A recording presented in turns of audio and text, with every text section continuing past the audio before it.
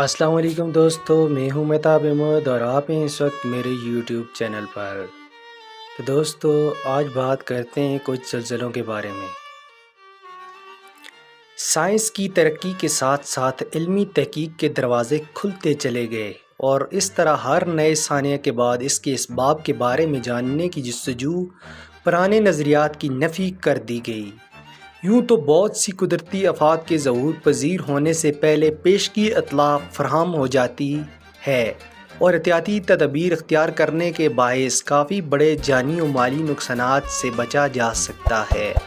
مثلاً سمندر میں بننے والے خطرناک طوفانوں، ان کی شدت اور ان کے زمین سے ٹکرانے کی مدت کا تعین سیٹلائٹ کے ذریعے کیا جا سکتا ہے اور اس سے بچاؤ کی تدابیر بروقت اختیار کی جا سکتی ہیں۔ مگر زلزلے کی آمد نہایت خاموشی سے ہوتی ہے اور پتہ اس وقت چلتا ہے جب وہ اپنے پیچھے تباہی و بربادی کی ایک داستان رقم کر کے جا چکا ہوتا ہے۔ بے شک ایسے آلات ایجاد ہو چکے ہیں جو زلزلے گزرنے کے بعد ان کی شدت، ان کی مرکز اور آفٹر شاکس کے بارے میں کچھ نہ کچھ معلومات فراہم کر دیتے ہیں۔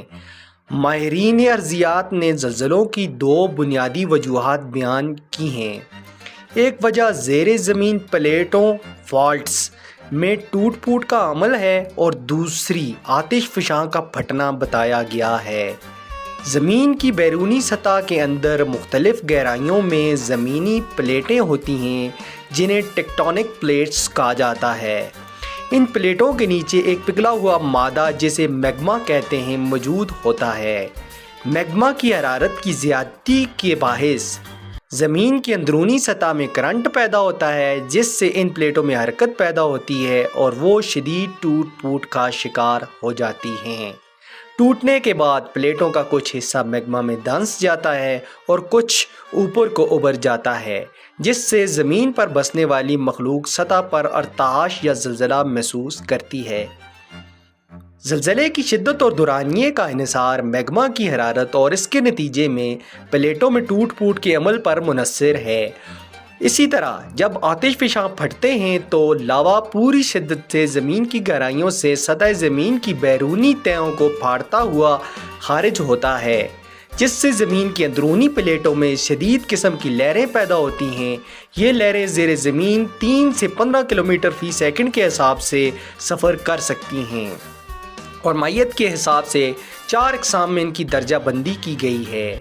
2 لہریں زمین کی سطح کے ساتھ ساتھ سفر کرتی ہیں جبکہ دیگر 2 لہریں جن میں سے ایک پرائمری ویو اور دوسری کو سیکنڈری ویو کہا جاتا ہے زیر زمین سفر کرتی ہیں۔ پرائمری لہریں آواز کی لہروں کی مانند سفر کرتی ہوئی زیر زمین چٹانوں اور مہات سے گزر جاتی ہیں جبکہ سیکنڈری ویوز کی رفتار پرائمری ویوز کے مقابلے میں کم ہوتی ہے اور وہ صرف زیر زمین چٹانوں سے گزر سکتی ہیں۔ سیکنڈری ویوز زمینی ماحولیات میں بے اثر ہوتی ہیں مگر وہ جب چٹانوں سے گزرتی ہیں تو ایل ویوز بنکر ایپی سینٹر یعنی مرکز کو متحرک کر دیتی ہیں اور زلزلے کا سبب بنتی ہیں۔ ایل ویوز جتنی شدید ہوں گی اتنا ہی شدت کا زلزلہ زمین پر محسوس ہوگا۔ زلزلے اکثر زیر سمندر آتے ہیں تو ان کی قوت سے پانی میں شدید تلاطم اور لہروں میں ارتعاش پیدا ہوتا ہے اور کافی طاقتور اور اونچی لہریں پیدا ہوتی ہیں جو سطح سمندر پر 500 سے 1000 کلومیٹر کی رفتار سے بغیر اپنی قوت اور رفتار توڑے ہزاروں میل دور خشکی تک پہنچ کر ناقابل یقین تباہی پھیلاتی ہیں، جس کی مثال 2004 کہ انڈونیشیا کے زلزلے اور اس کے نتیجے میں پیدا ہونے والے سونامی ہے جس کی لہروں نے ہندوستان اور سری لنکا جیسے دور دراز ملکوں کے ساحلی علاقوں میں بھی شدید تباہی پھیلائی تھی، جس کی گونج آج بھی متاثرہ علاقوں میں سنائی دیتی ہے۔ اگر بات کی جائے ترکی میں رونما ہونے والے حالیہ زلزلے کے بارے میں تو ترکی میں پیر کے روز 6.4 شدت کے ایک نئے زلزلے کے نتیجے میں 3 افراد ہلاک ہو گئے۔ اس تازہ زلزلے میں ترکی اور شام میں 680 سے زیادہ افراد زخمی ہوئے۔ ترکی کی disaster and management emergency agency AFAD نے کہا ہے کہ زلزلے مقامی وقت کے مطابق 8:04 پر آیا جس کے بعد درجنوں آفٹر شاکس محسوس کیے گئے۔ واضح رہے کہ اس علاقے میں 6 فروری کو 7.8 شدت کا زلزلہ آیا تھا، جس میں ترکی اور شام میں 44,000 سے زائد افراد ہلاک ہو گئے تھے۔ ترکی کے وزیر داخلہ سلیمان سویلیو نے کہا ہے کہ پیر کے زلزلے سے ہلاک ہونے والے افراد کا تعلق انطاکیہ، ڈیفنے اور سمندگی سے ہے۔ انہوں نے شہریوں سے ممکنہ طور پر خطرناک عمارتوں میں داخلے سے گریز کرنے کی تاکید کی ہے۔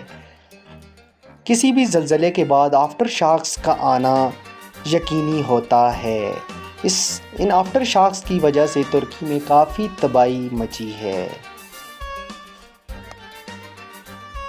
ترکی کے حکام نے 6 فروری کے زلزلے کے بعد سے اب تک تقریباً 6,000 سے زائد آفٹر شاکس ریکارڈ کیے ہیں، لیکن علاقے میں تازہ ترین زلزلے کے جھٹکے پچھلے جھٹکوں سے کہیں زیادہ محسوس ہوئے ہیں۔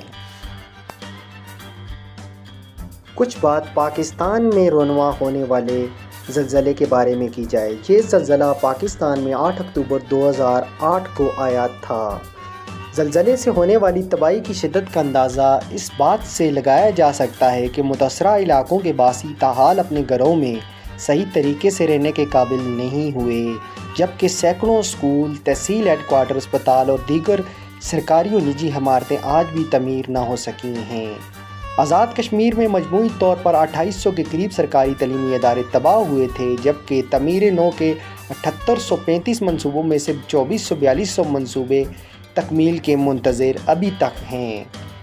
واضح رہے کہ 2005 کے زلزلے میں تقریباً 1 لاکھ افراد جاں بحق ہوئے اور ہزاروں زخمی ہوئے، جبکہ لاکھوں افراد کو بے گھر ہونے کا عذاب سہنا پڑا تھا۔ تو دوستو، یہ تھا میرا آج کا ویلاگ۔ اگر آپ کو میرا ویلاگ پسند آیا ہے تو چینل کو سبسکرائب کریں، لائک کریں، کمنٹ کریں اور ویڈیو کو زیادہ سے زیادہ شیئر کریں۔ شکریہ۔